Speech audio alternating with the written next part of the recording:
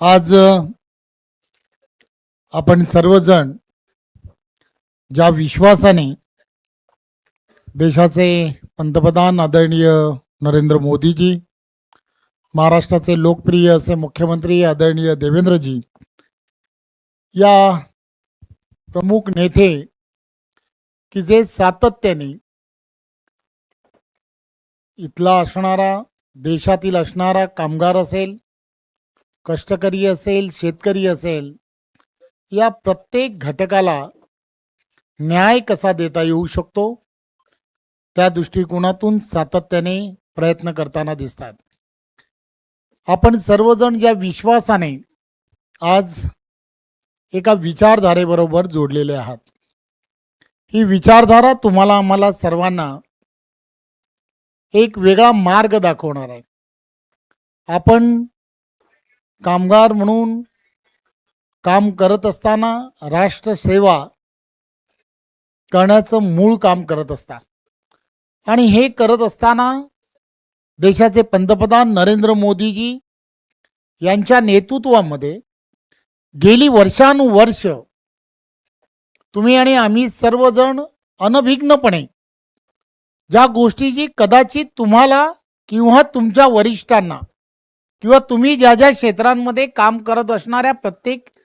कामगार नेत्यांना याची कल्पना आहे की कामगार चळवळीमध्ये काम करत असताना अनंत अडचणी या गेल्या वर्षानुवर्ष होत्या. केंद्रातला कायदा, राज्यातले कायदे आणि त्या ठिकाणचे असणाऱ्या कायद्यांमध्ये विविधता मोठ्या प्रमाणामध्ये होती आणि या विविधता वेगवेगळ्या पद्धतीने असल्यामुळे जेव्हा कामगारांना न्याय देण्याची वेळ यायची त्यावेळेला प्रत्येक जण हा त्या ठिकाणी बोट दाखवायचा. ह्या केंद्रातला कायदा असा म्हणतो, राज्यातला कायदा असा म्हणतो आणि अशा सगळ्या विषयामध्ये नुकसान कोणाचं व्हायचं तर नुकसान फक्त कामगारांचंच व्हायचं.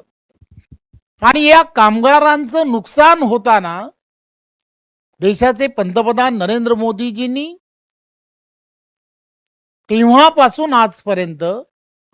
की या कायद्यांमध्ये समानता आली पाहिजे, प्रत्येक तो कष्टकरी आणि तो कामगार त्याला न्याय हक्काने सर्व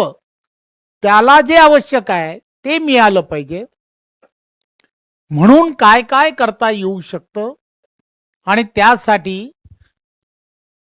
या कायद्यांमध्ये समानता आली पाहिजे आणि त्या कायद्यांमध्ये बदल करून खऱ्या अर्थाने कामगारांना न्याय मिळाला पाहिजे यासाठी विशेष प्रयत्न हे तेव्हापासून सुरू केले. आणि तेव्हापासून मिनिमम वेजेस असेल आणि सेंट्रल वेजेस या माध्यमातून एक वेगळ्या पद्धतीने प्रत्येक कामगाराला न्याय देण्याचं काम हे देशाच्या पंतप्रधान नरेंद्र मोदीजी यांच्या नेतृत्वातल्या असणाऱ्या विचारधारेमुळे झालंय, हे आपण सर्वांनी लक्षात